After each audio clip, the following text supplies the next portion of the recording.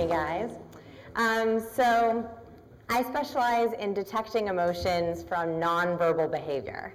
So voice tone, body language, facial expressions, and please do not be scared of me. I was talking to someone earlier and they found out that I was speaking about this, and then she was like, I really had 3 glasses of wine, not 2. So I promise I'm not going to analyze you. You come up to me afterwards. So today we're talking specifically about lying. There's a lot of different research on lying. Today I'm going to be focusing on 2 sort of branches of it. It's going to be based on Dr. Paul Ekman's research. If you've seen the show Lie to Me, a lot of his research I'm going to be talking about today. So there's sort of 2 areas I'm going to focus on. The first one are statistical clues to deceit. So this is the things that we most often do when we are lying, or the things that people most often do when they are lying to you. And I will give you 6 of those main clues. The second area is going to be mismatching facial expressions and what you're actually saying. So I'm going to go over the 6 universal facial expressions. So the first thing to understand with the statistical typical clues to deceit is that, yes, they are true. These are the things that people do most of the time when they're lying. The problem is, or what we have to be careful of, is when someone is swallowing a lot when they're talking to you, there's an 84% chance that they're lying to you. But there is also a 14% chance that they had a peanut butter sandwich for lunch, okay? So you have to be very careful to not just take these clues for definite lying. And the way that we distinguish that is by looking at baselines. Baseline, or a baseline, is what someone looks like when they're telling the truth. So for example, if there's someone that you're thinking of in your head, perhaps a new date, or a new boyfriend, or a new girlfriend, or your boss, or your parent, you want to find their baseline. What do they look like when they are telling the truth? You know, what is their voice tone? How much do they swallow when they're telling you the truth? So you want to start with some easy questions. Those are the best, like, where did you grow up? Most people don't usually lie about that. Maybe someone was testing you earlier, actually. Or, you know, favorites are great things people don't usually lie about. Favorite color, favorite music. Sometimes people will lie about that. When I was on JDate, it was a great experience in deciphering people. How tall are you really? You know, do you really look like your pictures? And it was a great way to experience human behavior. So once you find the baseline, you want to look at these 6 things to see what they look like when they're telling the truth. So the first thing is voice tone. Men tend to go deeper when they are lying. So they go down in their baritone because they want to convince you that they're telling the truth. I do a very bad man, but that's my deep man. Women tend to go higher when they're lying because they're very, very nervous. So you want to hear what their normal voice tone is. 2 is tics, so shoulder shrugs. This is the biggest one, especially if someone's listing something to you. They'll often shoulder shrug when they're telling a lie. Their body actually can't help but give it away. Swallows, that happens a lot, and rapid blinking. Number 3, overly still body. When someone is lying, they're trying to think very, very hard about the words they are saying. So oftentimes their body is incredibly still. They're not usually using their language as much. Now, I'm a very expressive speaker, so I think that my friends, when I'm holding my body still, they know that I'm lying.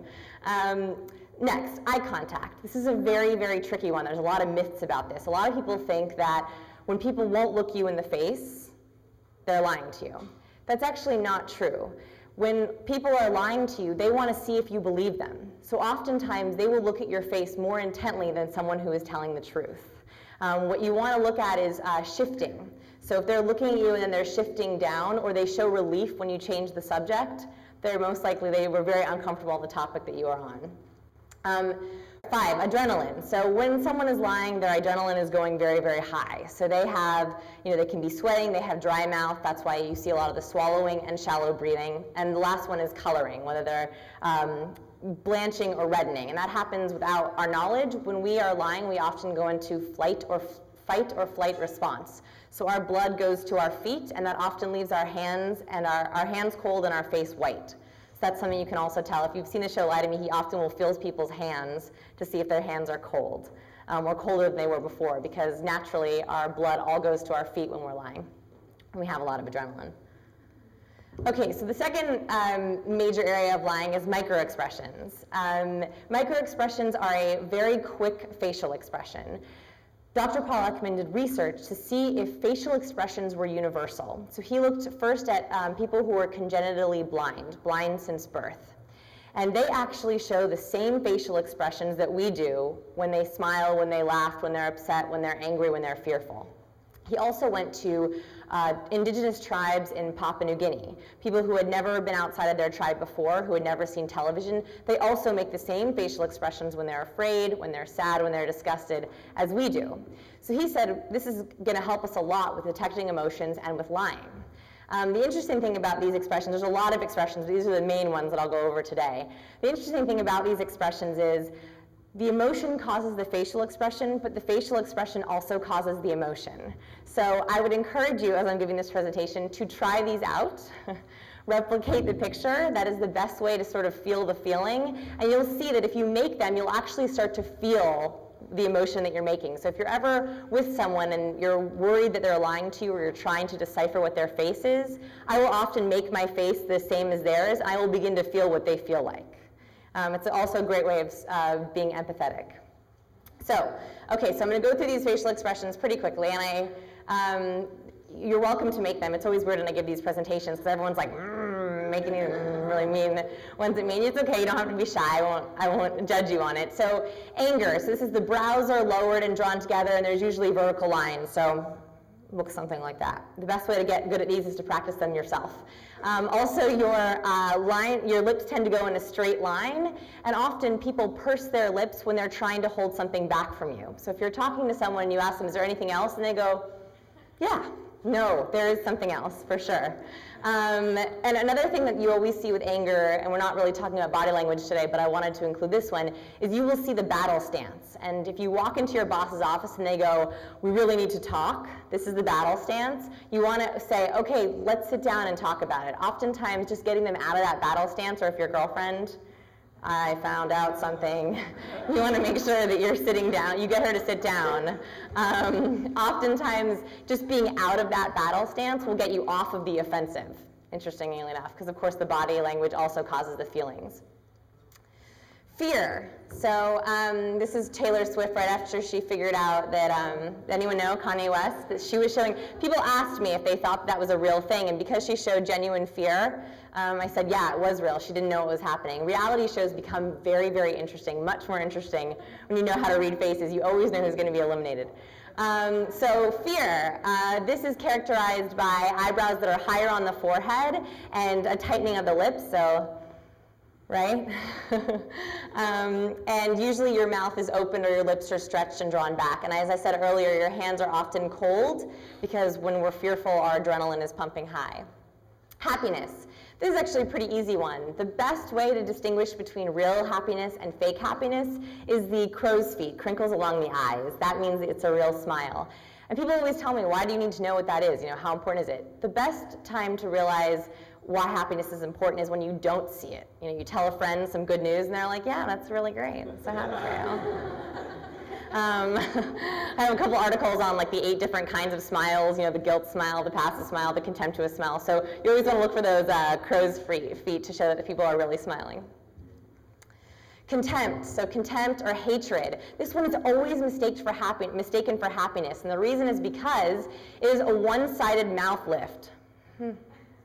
Right? Often people who are not so happy with you, they'll be like, great. They are very, very spiteful or they feel a lot of contempt about that.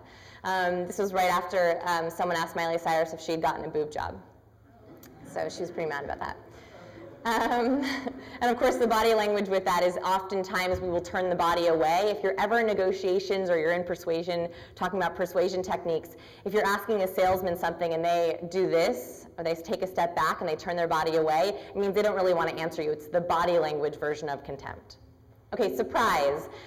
This one gets confused a lot with fear, and it's very, very important to distinguish between surprise and fear. The difference is that with surprise, your eyebrows go up into upside down U's. So, right, that's what surprise looks like. And fear was your eyebrows were in a straight line across the forehead, right? So surprise is a good one because, you know, you want to know the difference. If you're going on a date and you say, yeah, I'd love to have children, and they show fear, it's very, very important to know the difference between fear and surprise. Okay? It works really well. I use this one all the time. Sadness. So Bill Clinton does a great one.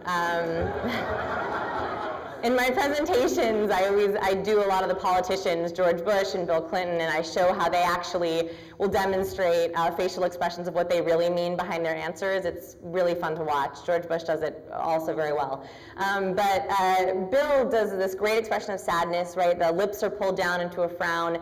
Sadness is the hardest expression to fake. I challenge you to try it. You have to pull the inner corner of your eyebrows up and together and pull your mouth down. It's very hard. The reason why that's important, it's a very, very hard one to fake, is because when you see that, it's almost always genuine. You can fake these facial expressions, right? I can make them very quickly. But a micro expression happens very, very fast. So when you get used to recognizing them and you say, you know, do you have herpes? You'll know right away, you know? Surprise, fear, if you're looking for it, it'll happen. Almost always, it's impossible to control the micro expression. I got everyone talking. So it's almost impossible to control the micro expression, the quick flash of emotion, although longer facial expressions, of course, can be controlled. Last one is disgust, okay? Disgust is really easy, and if you want to try it, you'll start to feel disgusted, but don't do it for too long because I don't want you to feel that way about my presentation. So you just pull your mouth up and go, ugh. And you'll start to feel really gross, right? You'll start to feel like something's really disgusting. So disgust is when you pull the nose up and usually the upper lip above your teeth. So the most important thing about lying is to find the baselines, you know, target the people who you want to sort of get to know. Family and friends are actually the hardest because we assume the best in them. Find their baselines, see how they normally look when they're telling the truth, and then look for if there's any changes or micro expressions. I will say though, this is one of those skills that it doesn't stop at work. You know, it doesn't stop on the first date. It continues on to relationships with families and friends, and sometimes you're surprised with when they're telling the truth and when they're not. So I would caution you, if you're really serious about lie detection, make sure to be careful before you get too far into it. Thank you.